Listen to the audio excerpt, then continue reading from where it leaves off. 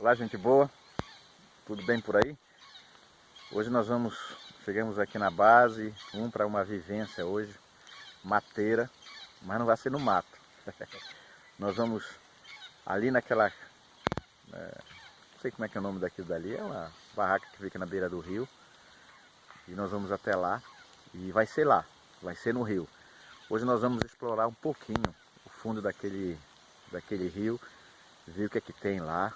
A ideia não é nem pescar, a ideia é filmar um pouco do que tem de flora e fauna. Eu acho que esse é o nome, aquática, tá certo? Isso é uma vivência diferente, tá bom? Bora lá, bora passar isso junto.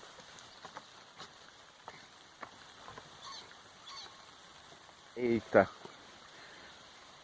ó a situação da ponte. Tem jeito não. Vamos ter que ir para dentro d'água. A ideia não é essa mesmo?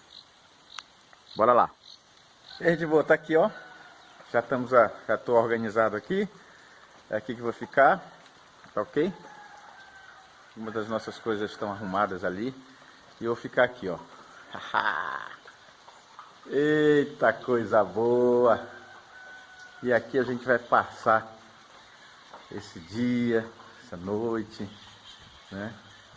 Vai ser muito bom. Vamos lá? Vamos aproveitar o que Deus tem para nós nesse dia. Grande abraço!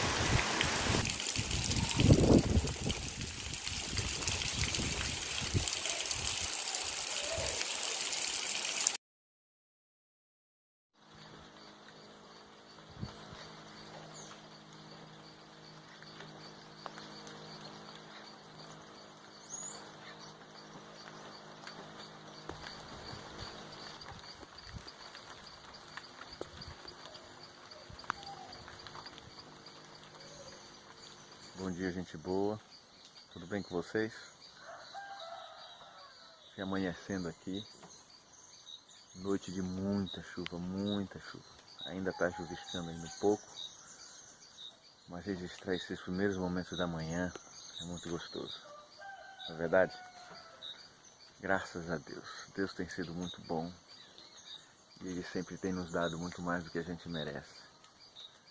E essa maravilha toda aqui de manhã cedo é prova do cuidado de Deus. Né? Foi uma noite abençoada, maravilhosa. E teremos também um dia maravilhoso e abençoado. Vamos lá, vamos ver o que é que nos reserva o dia de hoje.